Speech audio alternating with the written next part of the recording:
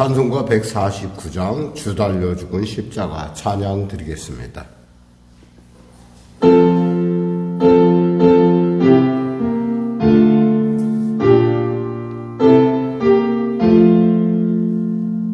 주 달려 죽은 십자가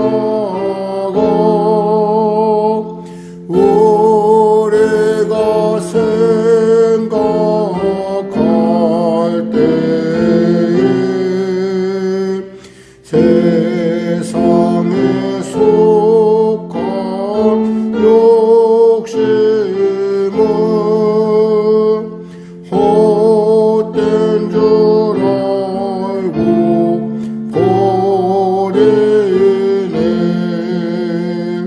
죽으신 구주 밖에는 자랑을 말게 하소서. 보혈의 공로 힘입어 교만한 마음을 버리네. 못 박힌 손발 보니 큰 자비 나타내셨네. 가시로 만든 면류관 우리를 위해 쓰셨네. 온 세상 만물 가져도 주의 못 갚겠네. 놀라운 사랑 받은 나 죄옴으로 죄물 삼겠네. 아멘.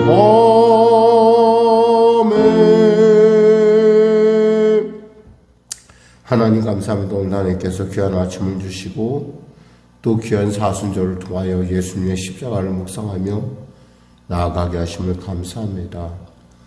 귀한 아버지 하나님의 그 십자가를 생각하면 생각할수록 감사와 또 감격과 참으로 말할 수 없는 하나님의 그 긍휼의 높이와 길이와 너비와 폭을 알게 하심을 감사합니다. 그 사랑으로 오늘도 주 앞에 담대히 나와싸우니 치료하여 주시고 문제 해결하여 주시고 자유케 하시고 생명으로 충만케 하여 주시옵소서. 나라 민족을 불쌍히 여기시고 복음 통일 평화 통일케 하시고 북한의 악한 정권 회개하고 주 앞에 돌아오는 은혜와 대통령 같은 위정자들이 예수 믿고 구원받아 시대를 이기는 귀한 지혜로 나라를 이끌어갈 수 있도록 도와주시옵소서. 전쟁으로 말미암아 수많은 젊은이들이 죽어가고 있습니다. 지진으로 말미암아 많은 이재민들이 고통당하고 있습니다. 하나님 속히 이 땅 가운데 오시사 이 어려움과 답답함들을 하감하시고 참으로 주님의 나라가 이 땅 가운데 속히 임하게 하여 주시옵소서. 경제적으로 심히 어렵습니다. 사랑하는 성도들 일터일터마다 그들의 삶마다 맞닥뜨리는 그 현장 가운데 하나님 크신 은혜를 베풀어 주시고 감당케 하시는 능력이 주신 하나님께서 역사하시서 하나님을 열어주시고 도와주시옵소서. 아울러 성령에게 인도하시고 붙잡아 주시고 축복하여 주시옵소서. 인도하여 주시옵소서. 오늘도 귀한 아침 주심을 감사하며 거룩하신 예수님의 이름으로 기도드립니다. 아멘. 하나님은 살아계십니다. 말씀 나누실 말씀은 에스겔서 5장 말씀입니다.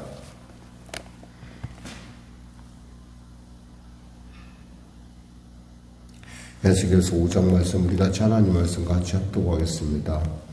너 인자여 너는 날카로운 칼을 가져다가 삭도로 삼아 내 머리털과 수염을 깎아서 저울로 달아 나누어 두라. 그 성읍을 에워싸는 날이 차거든 너는 터럭의 3분의 1은 성읍 안에서 불사르고 성읍 3분의 1은 성읍 사방에서 칼로 치고 또 3분의 1은 바람에 흩으라. 내가 그 뒤를 따라 칼을 빼리라. 너는 토록 중에서 조금은 내 옷자락에 싸고 또 그 가운데서 얼마를 불에 던져 살아라. 그 속에서 불이 이스라엘 온 족속에게로 나오리라. 주 여호와께서 이와 같이 이르시되 이것이 곧 예루살렘이라. 내가 그를 이방인 가운데에 두어 나라들이 둘러있게 하였거늘 그가 내 규례를 거슬려 이방인보다 악을 더 행하며 내 율례도 그리함이 그를 둘러있는 나라들보다 더하니 이는 그들이 내 규례를 버리고 내 율례를 행하지 아니하였음이니라.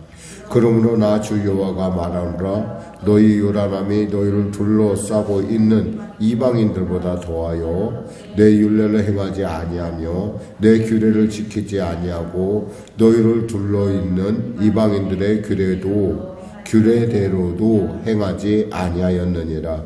그러므로 나 주 여호와가 말하노라. 나 곧 내가 너를 치며 이방인의 목전에서 너에게 벌을 내리되 내 모든 가증한 일로 말미암아 내가 전무후무하게 내게 내릴지라. 그리한즉 내 가운데에서 아버지가 아들을 잡아먹고 아들이 그 아버지를 잡아먹으리라. 내가 벌을 내게 내리고 너희 중에서 남은 자를 다 사방에 흩으리라. 그러므로 나 주 여호와가 말하노라.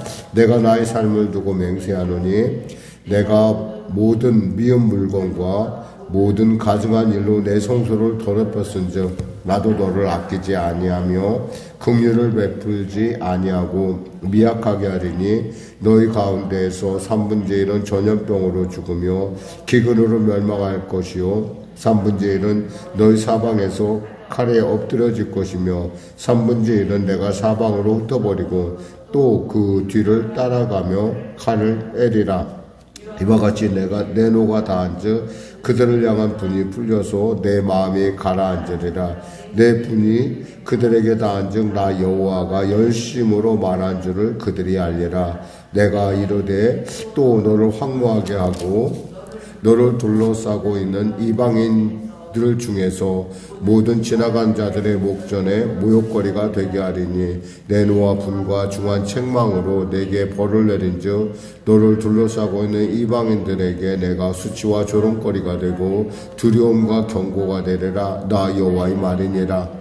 내가 멸망하게 하는 기근과 독한 화살을 너에게 보내되 기근을 더하여 너희가 의뢰하는 양식을 끊을 것이라. 내가 기근과 사나운 짐승을 너희에게 보내 외롭게 하고 그들 가운데 전염병과 사륙이 일어나게 하고 또 칼이 너희에게 임하게 하리라. 나 여호와의 말이니라. 아멘.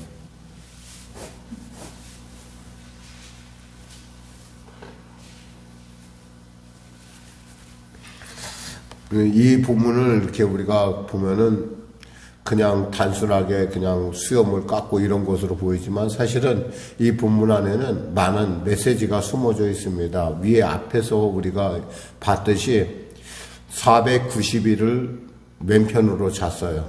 400, 그러니까 여기서 정확하게 말하면 390일을 왼편으로 자고 40일을 오른편으로 자고 나서 일어난 일이에요, 사실은. 그러니까 그 날이 찬다는 것은 그만큼 그 하루가 1년을 얘기한다고 그랬거든요. 그러니까 앞으로 지금 이 일이 일어날 일이 어느 때 일이냐면, 그러니까 에스겔이 침상에서 누워서 한쪽으로 자기 시작한 지 앞으로 5년 후에 이제 그 예루살렘이 멸망한다는 얘기예요. 그것을 갖다 그런데 그 멸망한데 그 하나님의 말씀을 듣지 않고 불순종했던 그들이 어떻게 멸망하느냐? 3분의 1은 이렇게 여기 말씀한 대로 기근과 전염병으로 죽고 3분의 1은 사방에서 이 포위당해서 공격, 바벨론의 공격에 의해서 죽고 3분의 1은 결국에 사방에 흩어버려서 결국에는 여기서 말씀한 대로 여기서 사정에서 말하기를 뭐라고 했냐면 밀과 보리와 콩과 팥과 조와 귀리를 가져다가 한 그릇에 담고 또 그 떡을 그 쇠똥으로 불태워서 만든 그 떡을 그들이 먹을 정도로, 그러니까 아주 비참한 삶을 얘기하는 거예요. 근데 그 일을 갖다가 말로 하는 것이 아니라 이 에스겔 선지자가 몸으로 보여줘야 된다라는 거예요. 한쪽으로 자는 그것도 참, 그것도 쉬운 일이 아니에요. 그것도 보니까 하나님께서 4장 8절에 보니까 내가 줄로 너를 동일이니 그랬단 말이에요. 하나님께서 그렇게 그쪽으로만 자게끔 줄로 몸을 동였다고 그랬어요.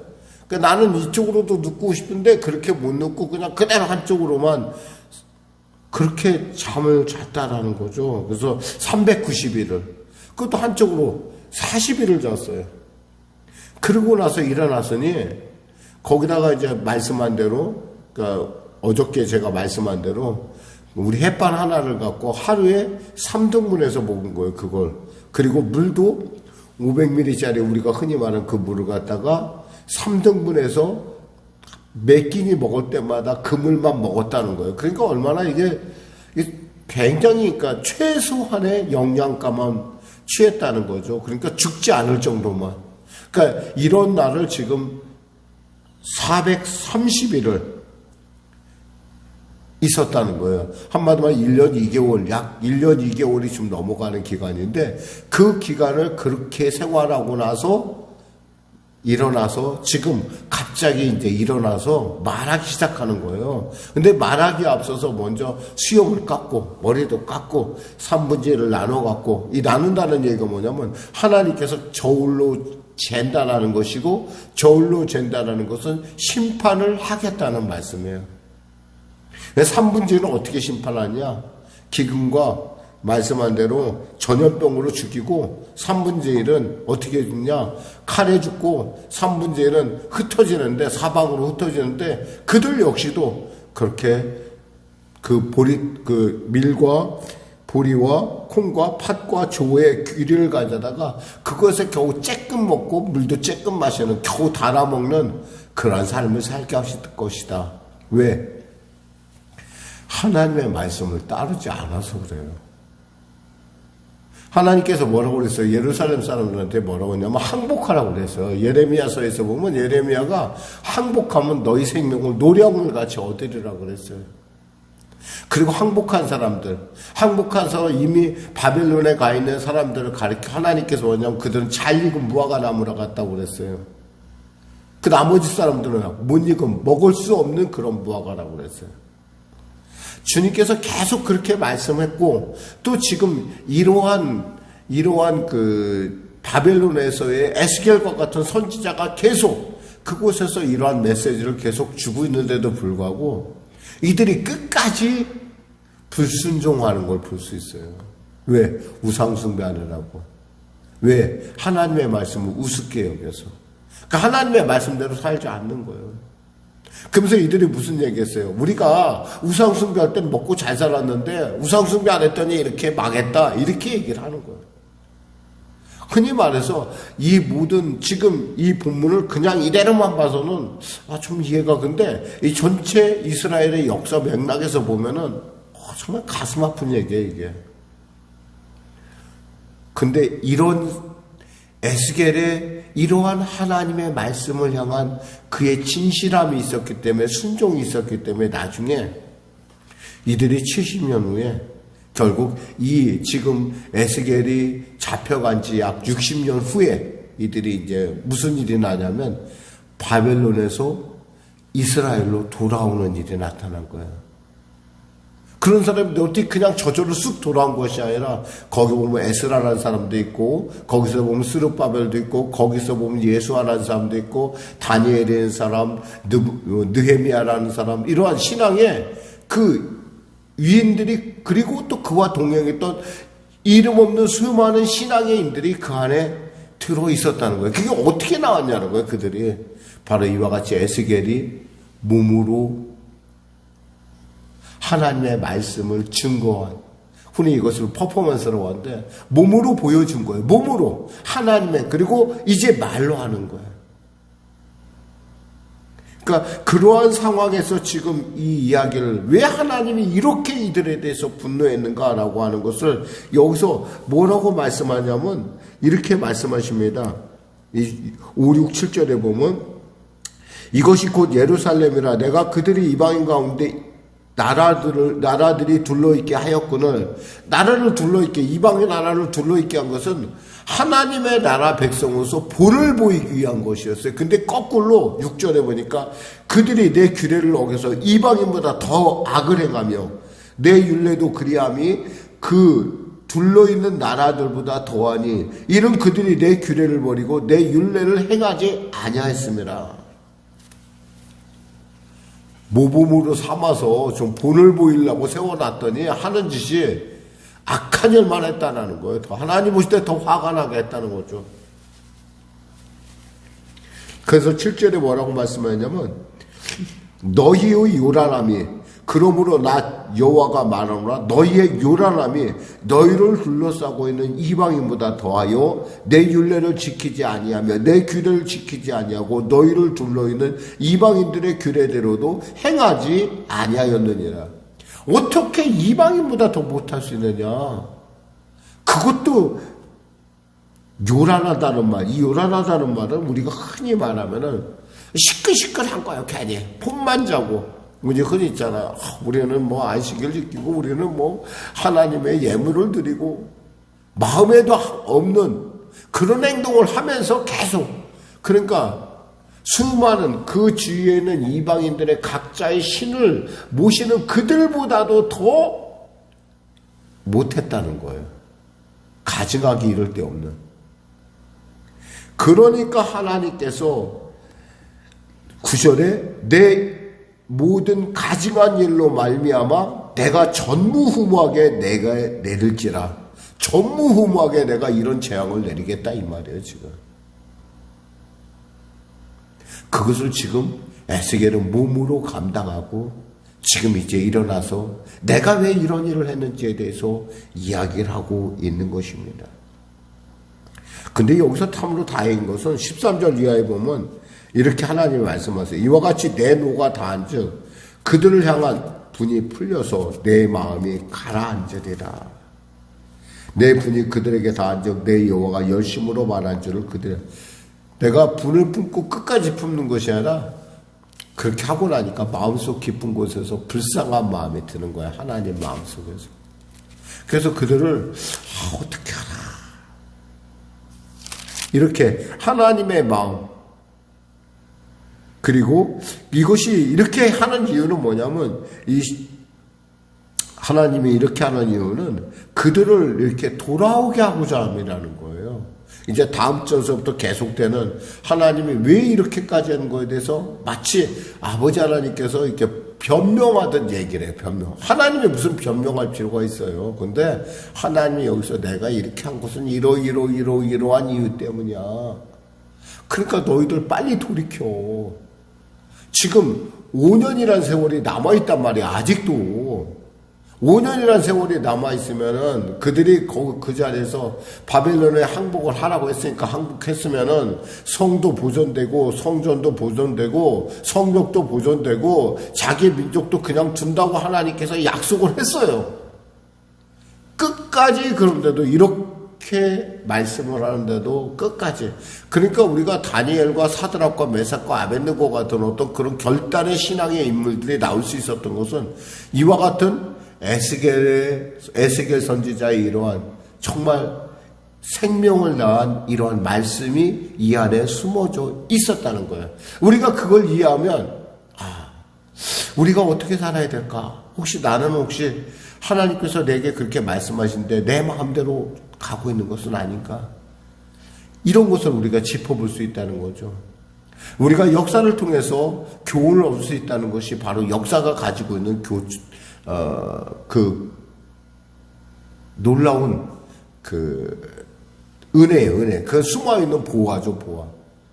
우리가 정말 우리 민족 같은 경우도 우리도 가만히 생각해 보면은 이스라엘 민족과 너무 비슷해요. 그래서 우리가 정말 역사를 통해서 우리는 우리 민족을 꼭 배워야 되고, 또 이러한 어떠한 특별히 이 에스겔서를 이렇게 보면서 참 에스겔이 얼마나 애썼을까. 이 안에서 우리는 예수님의 모습을 본다는 거예요.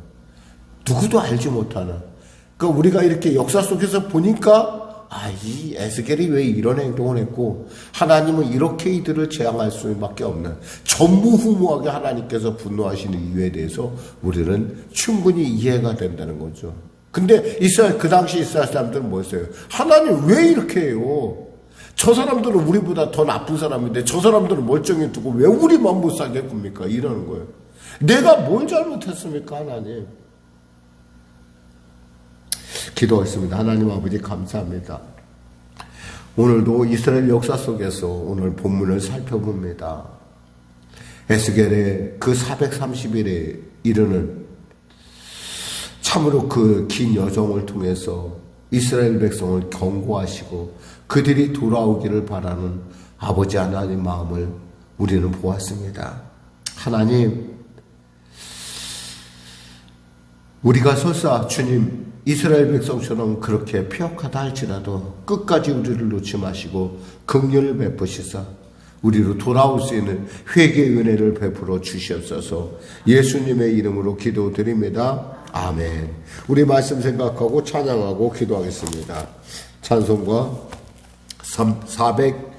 465장입니다.